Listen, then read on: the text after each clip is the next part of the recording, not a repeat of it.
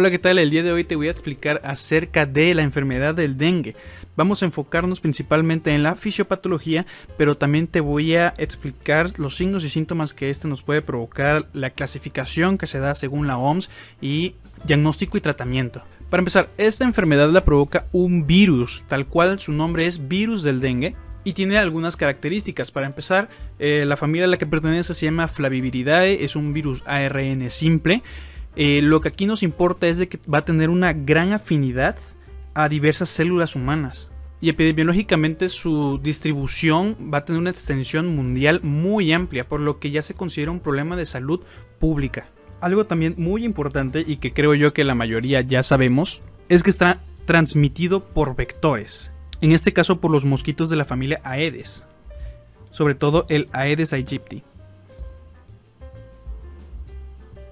Si te llegasen a preguntar si es el macho o la hembra el que transmite el virus, es la hembra de los mosquitos Aedes aegypti. ¿Por qué? Porque son las hembras los que se alimentan de sangre y al momento de picarnos es que nos transmiten este virus. Y por último cabe mencionar de que este virus va a tener 4 diferentes serotipos, a los cuales se clasifican o se denominan DENV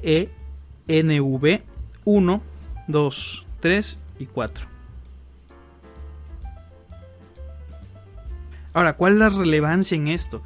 Es de que se sabe que la infección con un serotipo, pongamos el ejemplo de la 1, va a generar una inmunidad a las personas que ya se infectaron con ese serotipo que va a durar décadas. Sin embargo, al tener una infección secundaria con otro serotipo, aumenta las posibilidades de poder desarrollar criterios de severidad que pueden derivar a una hemorragia. Eso en cuestión al virus. Ahora vamos a hablar tal cual de la enfermedad del dengue. Muy bien, va a haber cierta clasificación dada por la OMS para el dengue. Lo va a clasificar en dengue tal cual y dengue grave. Para poder considerarlo dengue grave tiene que cumplir con Para poder considerarlo dengue grave tiene que cumplir con uno de 3 criterios, ya sea un dengue con signos de alarma, que más adelante te los voy a explicar cuáles son, dengue con manifestaciones hemorrágicas, es decir, que el paciente ya haya sangrado, y síndrome de shock por dengue, que quiere decir que el paciente ya esté en estado de choque, principalmente hipovolémico. Cuando te hable de la fisiopatología vas a entender el porqué hipovolémico. Bien, ahora te voy a hablar acerca de los signos y síntomas que nos puede llegar a desarrollar el dengue. En este caso, la fiebre va a ser sí o sí. Esto va a desatar en los pacientes artralgias, mialgias. El paciente también va a describir cefalea, dolor retrocular también es muy clásico y un rash cutáneo que te enseño una imagen en este momento. Y en algunos casos también va a haber manifestaciones gastrointestinales que se van a manifestar en forma de náuseas y emesis. Más adelante hablaremos sobre estos signos y síntomas para poderte explicar mejor algunas otras cosas. Ok, ahora sí hablaremos acerca de la fisiopatología. Con esto vas a poder entender un poco más el porqué de estos signos y síntomas. Como te mencioné anteriormente, se sabe que este virus va a tener una gran afinidad a diversas células del cuerpo humano, principalmente aquellas que van a pertenecer al sistema mononuclear fagocítico. Esto sobre todo al comienzo de la infección y aún así también pueden llegar a infectar a linfocitos, CD4 y CD8. Ya en otros casos también va a poder infectar hepatocitos, fibroblastos, neuronas y las plaquetas mismas. Ahora sí, la fisiopatología del dengue va a comenzar con la inoculación del virus por medio del vector. Es decir, el momento en el que el mosquito te va a picar. En primera instancia, lo primero que va a hacer es infectar a las células dendríticas y queratinocitos, para posteriormente poder diseminarse a los ganglios linfáticos. Aquí lo que va a ocurrir va a ser una diseminación, hasta que llegue el momento en el que va a alcanzar el sistema circulatorio y va a empezar a infectar a las células que ya les mencioné anteriormente. Bien, aquí tenemos una célula. Esta célula se va a infectar con el virus del dengue. Y nuestro cuerpo lo va a detectar, entonces va a mandar a unas moléculas que se llaman factor de necrosis tumoral alfa y otras que son anticuerpos autoinmunes a atacar a la célula. Entonces esto va a derivar en la inducción de la apoptosis. La muerte de esta célula lo que va a hacer es liberar interleucinas, principalmente la interleucina 8. y más factor de necrosis tumoral alfa. Esto lo que va a hacer a nivel vascular es que va a romper la zónula occludens.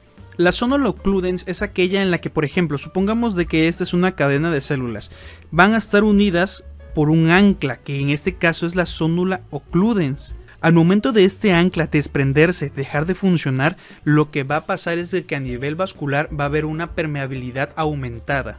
Por ejemplo, supongamos que estas son células vasculares que tienen la zónula occludens bien. Quiere decir de que el plasma va a pasar perfectamente por ahí y no se va a filtrar.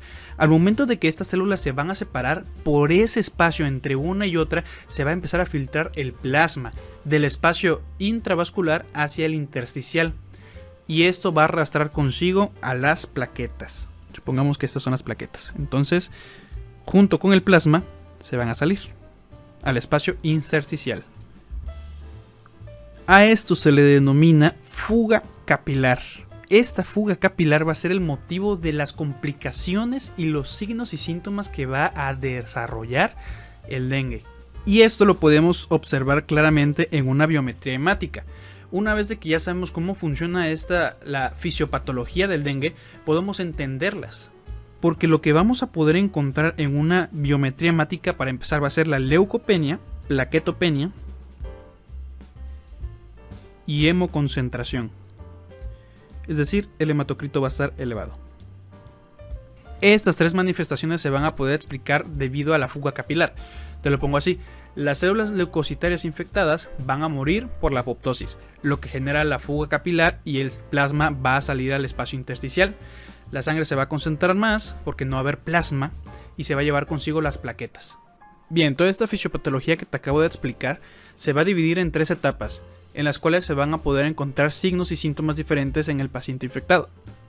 Para empezar, el dengue va a tener un periodo de incubación de entre 5 y 7 días. Posteriormente vamos a entrar a una fase que se denomina febril.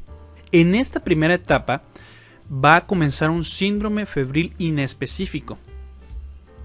Los pacientes van a desarrollar fiebre alta de un comienzo súbito, generando eritema, mialgias, artralgia, cefalea y dolor retrocular. Esta fase dura de entre 2 y 7 días. En esta etapa sí se va a poder encontrar manifestaciones hemorrágicas, pero estas van a ser menores y lo podemos observar en forma de petequias o equimosis. Algunas de las complicaciones que podemos encontrar aquí es la deshidratación y la fiebre alta, que puede llegar a derivarse en convulsiones, sobre todo en los pacientes más jóvenes. Una vez de que el paciente, después de estos 7 días de síntomas, entra en la fase crítica, es cuando la fiebre comienza a disminuir. Ya para este momento pasaron los síntomas clásicos del dengue causados por la permeabilidad capilar. Esto va a marcar el comienzo de la etapa crítica, que suele durar entre 48 y 72 horas.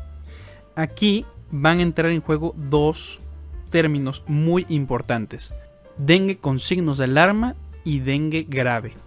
Hay que saber diferenciarlo. El dengue con signos de alarma es un término que se le da a ciertos síntomas que son de mucho cuidado, debido a que indican complicaciones, sobre todo referente al riesgo de deshidratación y hemorrágico.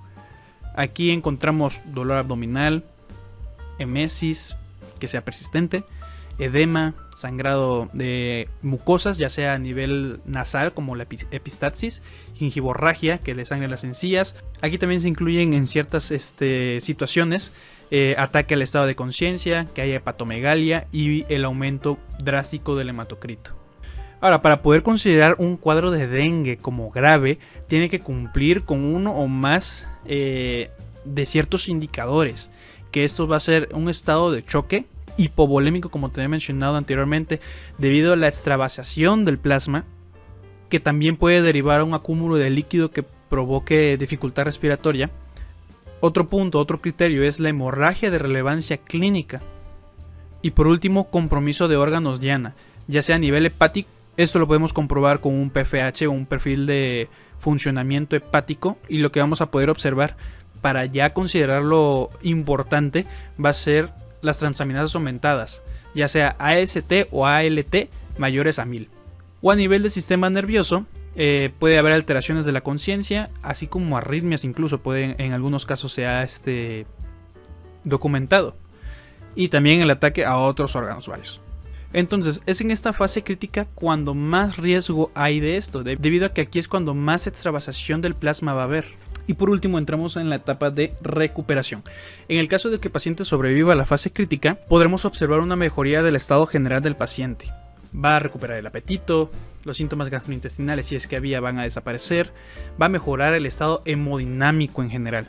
Aquí el único riesgo que se podría considerar es algo que se denomina hipervolemia. Es en casos raros, pero es cuando se realiza un mal manejo de la fluidoterapia, es decir, cuando esta llega a ser excesiva o por un tiempo muy prolongado. Ahora, en cuestión al diagnóstico, a pesar de que podemos observar ciertas características típicas del dengue en una biometría hemática, como ya te he mencionado anteriormente, no se considera un método diagnóstico. Más que nada se usa para llevar un control cuantificable de las plaquetas. Cabe mencionar que cuando estas llegan por debajo de 50.000, ya se considera un criterio para ingreso hospitalario, aunque el paciente no llegue a desarrollar signos de sangrado. Ahora sí, en cuestión al diagnóstico de dengue va a haber dos vertientes aquí. Una directa, que va a consistir en que se hagan pruebas de detección de antígeno NS1.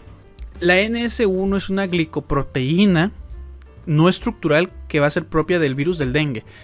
Esta, cuando hay una infección, va a circular por todo el organismo y va a poderse detectar, sobre todo en la etapa aguda de la enfermedad, en los primeros 7 días desde la aparición de los síntomas. Y luego tenemos métodos indirectos, esto por medio de la detección de inmunoglobulina G y M.